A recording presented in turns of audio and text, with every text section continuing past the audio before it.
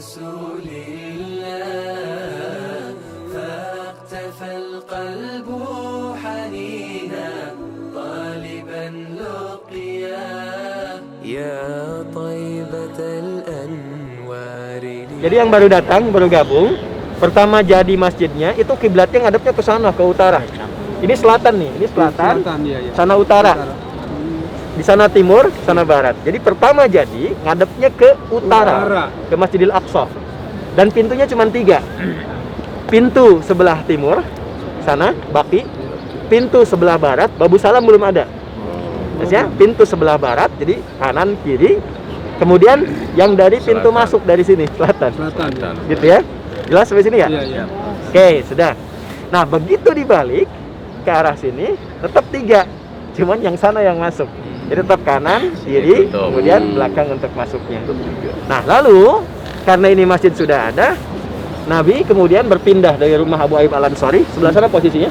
Iya. Yang Abu Ayyub Al-Ansari itu yang itu kan ini unik nih ya, teman-teman. Itu ada payung-payung tuh. Yang tengah kan beda sendiri tuh. Yang atas tuh ada kayak lagi. Jadi ini sudah selesai.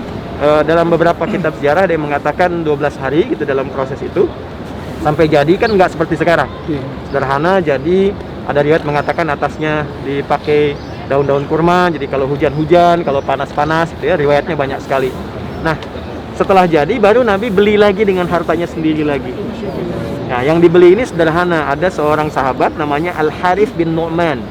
Al-Harith bin Nu'man ini punya lahannya nggak terlampau banyak, dibeli oleh Nabi. Itulah yang kubah hijau tuh kurang lebih ke bawahnya. Ya, kurang lebih itu yang kubah hijau ke bawahnya, ke bawah gitu ya.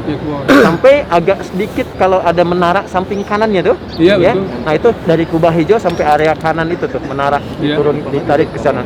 Itu punya sahabat namanya Al-Harith bin Nu'man, dibeli oleh Nabi khusus untuk tempat tinggal beliau.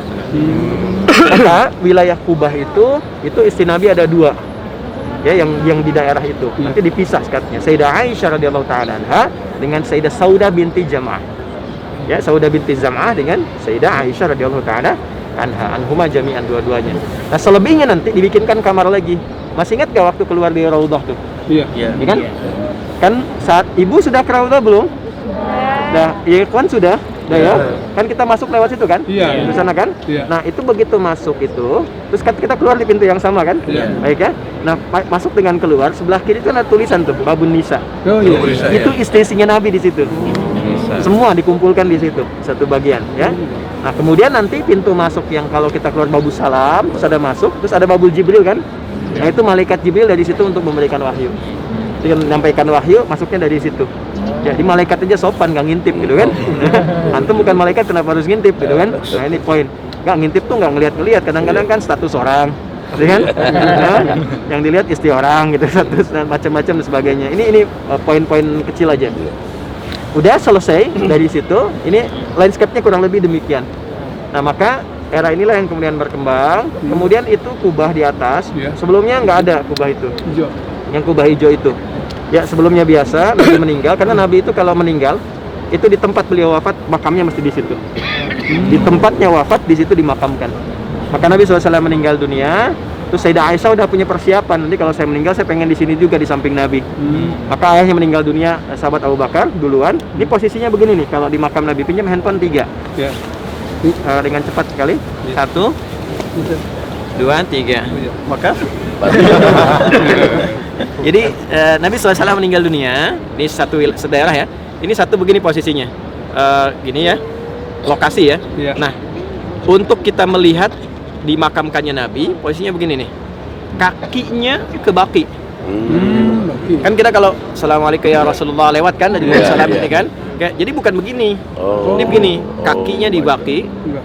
Kepala beliau menghadap ke kiblat ke sini. Kakinya di Baqi. Jelas? Satu. Kemudian yang kedua, di sini Abu Bakar As-Siddiq radhiyallahu taala anhu.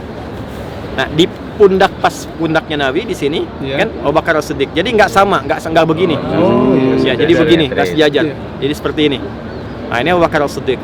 Kemudian setelah itu, nah Sayyidah Aisyah kan berharap bisa kemudian meninggal dikuburkan di sini juga, di area dengan suami dan ayahnya. Masih mahram kan? Masih mahram nih. Nah, tapi Umar punya permintaan ya kepada Sayyidah Aisyah, sekiranya saya meninggal, boleh nggak saya yang di situ gitu ya. Maka Sayyidah Aisyah radhiyallahu taala anha berbesar hati ya, Umar yang ada di situ karena merasakan menemani Nabi, menemani ayahnya, dua sahabat mulia. Maka Umar ketika meninggal dunia dimakamkannya juga di samping Abu Bakar, begini posisinya di pundak. Nggak sejajar ya. Jadi nggak begini. Jadi di sini pundak Nabi, ini di sini. Seperti ini gambarannya. Jelas ya? Jadi kalau kita Assalamualaikum ya Rasulullah, ini urutannya Nabi Muhammad SAW, Abu Bakar, kemudian Umar. Jelas ya sampai sini?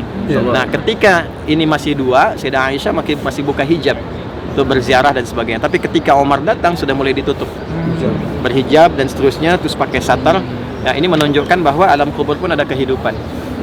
Itu ada di surah Ali Imran di ayat 169 sampai 171 ya. Wala tahsabanna alladziina qutilu fi sabilillahi amwatan bal ahya'un 'inda rabbihim yurzaqun. Orang-orang yang mendedikasikan kehidupannya ya untuk berjuang di jalan Allah, jangan dikira wafat begitu saja. Dia hanya pindah ke alam baru dengan kehidupan yang baru. Nah, di fikih itulah kemudian diberikan gambaran bahwa nanti ada ayat lanjutannya. Kalau kita baca terus kita akan temukan kalimat wa yastabshiruna billadzina lam yalhaqu bihim min khalfihim alla khaufun 'alaihim wa lahum yahzanun. Bahkan kalau mereka punya keluarga, mereka kalau bisa, berarti tidak bisa kan? Ya, mereka akan kabari keluarganya, nggak usah nangis, nggak usah banyak sedih, siapin aja. Kalau bisa cepat nyusul ke sini, di sini lebih enak. Gitu. Itu sebabnya kadang ada yang anak mimpi ketemu ayahnya yang sudah meninggal, ibu gitu ya. Ada gambaran kehidupan. Nah, dengan fikih itulah dipakai. Ya, ada fikih qadar bahwa mengunjungi orang kubur pun kita punya adab. Cuma dalam Islam yang orang wafat pun kita masih punya adabnya. Kita masih nyapa. Assalamualaikum ya ahlul kubur, gitu kan? Assalamualaikum ya ahlad diyar. Yang jawab siapa? Itu sampai kalimat itu. Jangan dikira nggak nyampe, sampai kalimat itu. Makanya kita sopan masuk dan sebagainya. Nah, itu Sayyidah Aisyah menggunakan hijab karena di situ ada orang baru yang bukan dari mahramnya, yaitu Umar bin Khattab.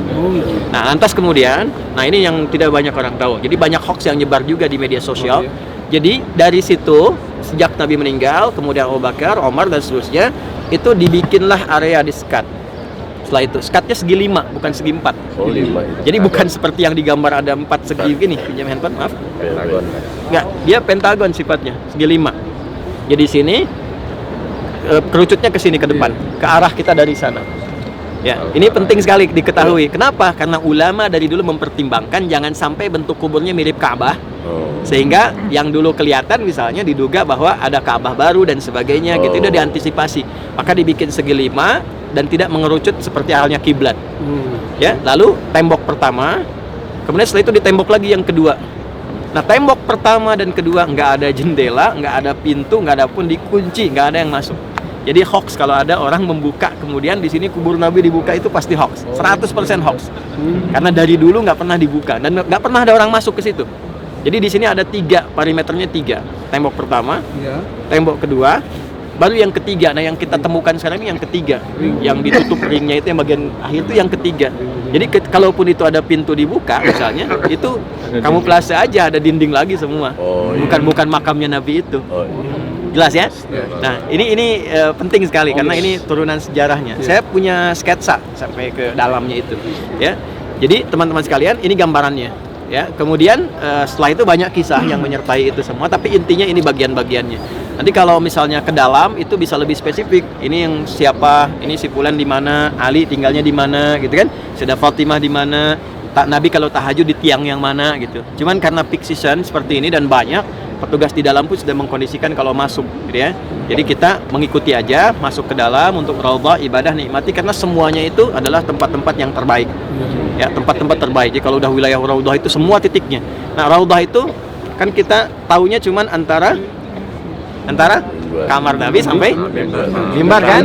Orang kan nariknya begini aja, tapi orang nggak narik belakangnya.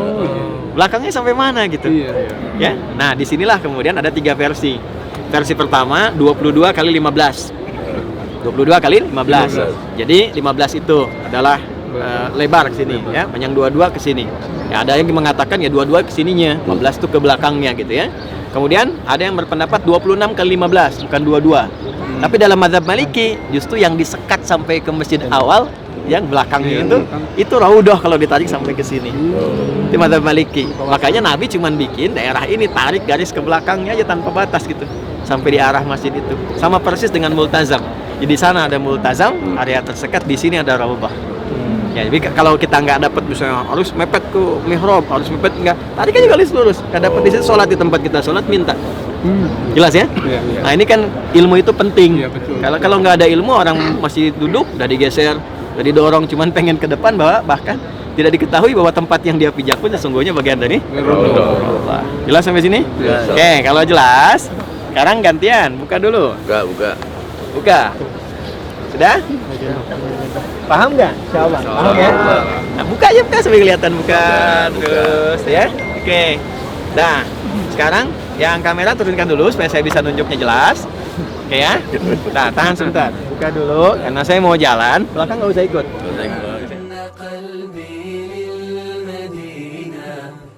Coba lihat ke sini sebentar. Kubah hijau kan di atas kan? Oke ya, kubah hijau ya. Nah, Bapak Ibu lihat nggak ada tiang tuh di depannya itu? Di kubah hijau, tiang yang ada lampunya persis depan. Itu kan kubah hijau tuh atas ya.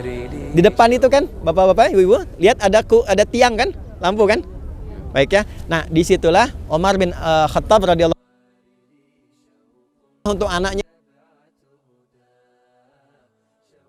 di Mekah kan Abbas punya anak kan Ibnu Abbas.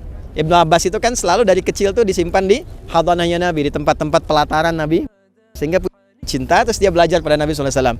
Jadi pas Nabi meninggal, usianya masih 13 tahun, dia sudah hafal 2000 hadis. Nah, dalam perjalanan itu Umar tuh jenius. Umar melihat, ini jangan hanya Abbas, anak saya pun mesti. Jadi kalau Abbas tuh menyimpan anaknya di majlisnya Nabi, maka Umar bikinkan rumah tepat di depan rumah Nabi. Ya, jadi kalau anaknya Abbas itu radhiyallahu ta'ala anhu, Nabi datang ke majlis, baru lihat kalau Umar intip sejak Nabi keluar rumah. Ya kan? Oke, intip sejak keluar rumah. Nanti gimana cara jalannya, gimana cara interaksinya. Makanya nanti sepeninggal Nabi, Ibnu Abbas hafal 2000 hadis, Ibnu Umar hafal kurang lebih 2800 hadis. Plus 800 ya. Oke? Baik. Yang ketiga menarik nih. Ada single parent perempuan. Jenius juga, namanya Bu Malikah. Ya, Bu Malikah punya anak namanya Anas. Bapaknya Malik. Bapaknya siapa? Malik ya. Maka punya anak nih Anas bin Malik ya. Nah, Anas ini dari kecil dibawa, usia kecil lah kayak. Maka dibawa kepada Nabi sallallahu alaihi wasallam, ibunya ini bilang gini, "Ya Rasulullah, kama qalat, ya Rasulullah, ini anak cekatan. Tolong jadikan asisten." Oke? Dan beliau tahu nggak mungkin Nabi itu memperlakukan anak kecil sebagai pembantu, ya kan? Maka masuklah ke rumah Nabi. Jadi Umar mendapatkan lewat anaknya melebihi anaknya Abbas. Ibu Malikah ini mendapatkan melebihi anaknya Abbas dan anaknya Umar. Ya, karena Abbas di tempat majlis Nabi, anak Umar di depan rumah Nabi, anaknya Malikah radhiyallahu ta'ala anha masuk ke rumah Nabi. Jadi dia jadi asisten Nabi selama 20 tahun sampai Nabi meninggal. Dan pertamanya enggak? Ketika ditanya, apa kesan Anda ketika menjadi asisten Nabi? Kata Anas itu, kesan saya adalah Nabi, kalau saya mau katakan bertemu dengan Nabi, saya keduluan kalimat oleh Nabi. Makala. Apa kata Nabi? Anas, madza akhdumuka? Anas, apa yang bisa saya bantu? Paham nggak? Jadi Nabi tahu nih anak masuk ini buat belajar. Nah, fikih itu yang dipakai oleh para ulama-ulama setelahnya. Jadi kalau pengen dapat ilmu, mereka berkhidmat pada ulama. Saya juga demikian dulu. Saya masuk dengan para masyayikh tuh, saya bawain tasnya, bawa apa gitu. Dan itu dipakai dari dulu juga. Bukan untuk khidmatnya kemanusiaan, bukan. Untuk dapat ilmunya. Karena ulama itu bahkan terlihat dari bicara, ada akhlaknya, ada adabnya, ada ilmu. Semua ilmu. Dekat dengan orang baik dapat kebaikan. Dekat dengan tukang minyak wangi dapat parfum. Ya kan? Ya kan? Dapat baunya. Dekat dengan ulama dapat ilmu dan akhlaknya. Dekat dengan Nabi dapat semuanya. Dan dapat doanya. Di antara doanya, Anas didoakan umurnya panjang, keluarganya berkah, banyak anaknya, kaya hidupnya. Dan masuk surga. Masuk surga ya. Oke, ini landscape-nya kurang lebih seperti itu. Ya, sekarang geser sini, buka yang sedikit. Buka terus sampai sana. Oke. Sana ya. Ini saya tunjuk tuh. Kan itu ada ya, tempat wudhu ya. Nah, Bang, mana tuh? Awali namanya. Daerah Awali, pakai ain Awali sana ya. Nah, di sana dikenal dari dulu jualan susu dan sebagainya. Nah, itu tempat paling favorit ya. Au kama qala Allahu a'lam bissawab. Beberapa referensi mengatakan tempat paling favorit kalau Nabi sore-sore ngajak Al Hasan dan Al Husain tuh jalan-jalan ke sana. Sana ya. Ya yang ini nanti satu saat di yang terbatas, sekarang kita mau jalan keluar. Jadi banyak tempat sahabat. Ya, belum tahu kan Abu Bakar di mana? Caranya teman-teman sekalian, Masjid Nabawi yang lebih lah, area Masjid Nabawi segitu aja. Yang nah, bahkan ada suku-suku di yang area masjid sekarang nih, Manik-Manik, terus plus Raudhah itu area full awal masjid di situ awalnya. Itu Bani Najjar namanya. Ya, Bani Najjar. Sekarang kan ada yang terbuka ya, teman-teman. Ingat gak? Ada yang kebuka. Dulu ada kebun. Ya, kebun tuh dibeli oleh sahabat Talhah. Itu kisahnya menarik sekali. Jadi turun ayat tentang orang yang berderma dibayar dengan itu oleh sahabat. Ya, itu kan itu. Bisa nggak tuh kita punya level kayak seperti itu? Ayat jangan mencela, langsung kita katakan saya nggak akan mencela, ya kan? Ini akan berbaktilah pada ayah ibumu, saya siap berbakti. Nah dulu orang-orang begitu, makanya dilukiskan dalam ayat Quran itu indah sekali. Sami'na wa ata'na, kami dengar langsung kami taati. Ya sekarang sami'na wa nanyaina, kami dengar kami klarifikasi dulu gitu, kami tanyain kan. Nah itu poin. Jadi sampai sini masih ingat pintunya ada berapa tadi? 3. Jadi awal Masjid An-Nabawi 3 pintu. Oke, terus berkembang, Abu Bakar meninggal, Umar meninggal, Umar mulai melakukan renovasi, beberapa pintu mulai bertambah, mulai dibikin Babu Salam dari ini juga wakaf nanti di masa Umayyah, ya kemudian sampai Abbasiyah, sampai singkatnya Raja Fahad, berkembang sampai sekarang jadi 41 pintu, kurang lebih ada 41 pintu. Tambahan terakhir itu yang pintu imam yang pas di depan sana. Saya sudah pernah masuk situ. Jadi kalau jenazah imam masuknya dari situ, pintu yang kecil tuh masuk. Jadi kalau masuk situ lurus, nanti area kebuka sebelah kiri nanti para imam. Imam tuh murojaah juga. Jadi sebelum ngimamin mereka baca Quran setoran sama syekh yang paling seniornya. Sekarang yang paling senior Syekh Ali Huzaifi yang imamin tadi subuh. Jadi para imam Masjid Nabawi itu mereka tuh ada maktab Riasatul Haram. Nah, di situ ada petugas-petugasnya. Kemudian teman-teman sekalian, udah itu landscape-nya demikian. Di sana ada Baqi Al-Qarqad. Nah, kemudian ke sebelah sana nanti para sahabat yang belajar dengan Nabi datang, bukan yang warga lokal. Ya, contoh ada orang luar yang pengen khusus ngaji sama Nabi. Inilah awalnya beasiswa Nabi berikan kepada para pembelajar. Nabi itu punya murid-murid khusus dari luar. Ada Abu Hurairah, bukan orang sini, orang Persia. Oke, ada Salman Al-Farisi, maka di tempatnya disebut Suffah namanya. Suffah. Dari sini muncul Ahlus Suffah. Sifatnya disebut dengan Sufi. Nah, Sufi itu artinya bukan yang pergi ke gua, bukan. Orang yang berusaha membersihkan hatinya dengan mendekat kepada Allah, dia belajar dengan ritual, belajar yang benar, belajar syariat, belajar ilmu. Ya, jadi orang ketika bersih hatinya, bicaranya baik, jujur, orangnya baik, bersih keadaan hatinya, Sofiatul Qalbi. Sifatnya disebut dengan Sufi. Itu asalnya. Jadi bukan ritual-ritual tertentu, bukan, ya. Itu Ahlus Suffah. Ahlus Suffah itu persis di, kalau ke sini berarti arah sana di Kang Kubah yang hijau. Jelas ya? Itu bawahannya. Dan di sana ada Masjid Bilal. Kita mutar. Nanti kita di luar ini kita akan berputar insya Allah melewati area sampai ke Baqi dan seterusnya. Nah, yang terakhir. Hadap sini. Semua. Itu di belakang menara itu kan ada alat tuh ya. Naik-naik itu ya. Ah, itu keren ya. Nah. Yang terakhir sebelum saya tutup, sesi ini nggak ada pertanyaan karena kita mau siap-siap untuk kembali. Kalau teman-teman jeli di area Raudhah, kemudian ada area masjid yang lama, ada manik-manik lampu, lihat dari luar yang terbuka itu, ya, itu ada kaligrafi kan yang dipasang, oke ya. Nah itu posisi dia diletakkan namanya di situ posisi awal domisilinya. Misal nanti ada Umar, Utsman, Ali, Al Hasan, Al Husain, Abdurrahman bin Auf dan seterusnya, ya, itu sahabat-sahabat yang dipajang. Baik ya, itu gambaran-gambaran sahabat yang dipajang. Itu sebetulnya ada edukasinya, karena di situ menerangkan sejarah lingkar itu. Jelas sampai sini? Oke, dan ada kaligrafi yang kemudian berhias. Ini menunjukkan bahwa sah-sah saja. Para ulama nggak ada beda pendapat. Kalau mau nampilkan misalnya di masjid itu tidak hanya sifatnya ritual, tapi hal-hal yang tidak terkait langsung dengan ritual, yang mengingatkan dan mendekatkan kita pada Allah, boleh-boleh saja di situ ditampilkan.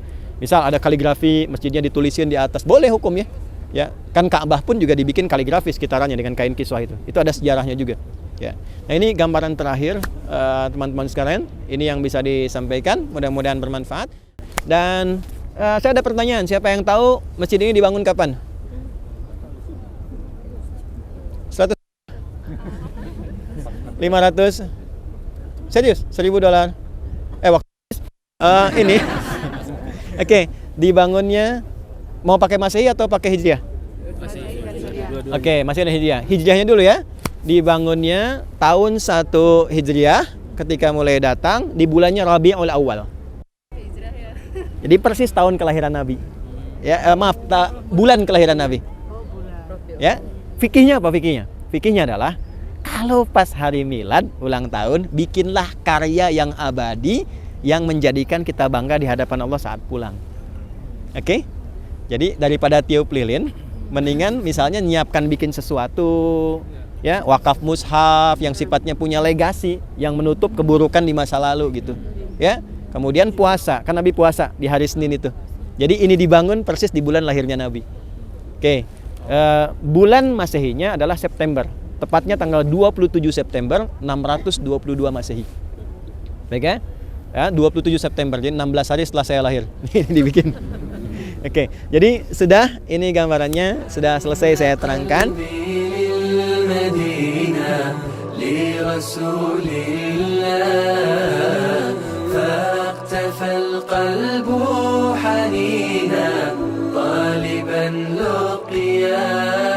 يا طيبة الأنوار لي شوق تبعت هداه يا طيبة الأنوار لي شوق تبعت هداه شوق